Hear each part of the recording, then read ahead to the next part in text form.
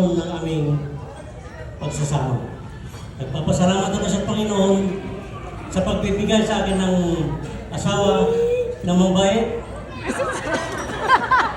maganda, makakahanin. Wala na akong sabi na sa kanila. Salamat din sa aming hotel parit na siyang nagplano ng lahat na ito para maganap ang okasyon na ito. Okay.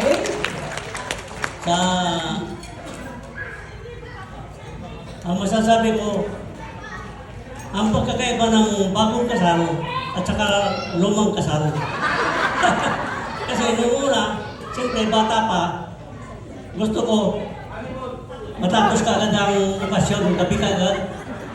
Ngayon naman, sa lumang kasal, gusto ko ayaw malis yung mga tao, wala nang gabi.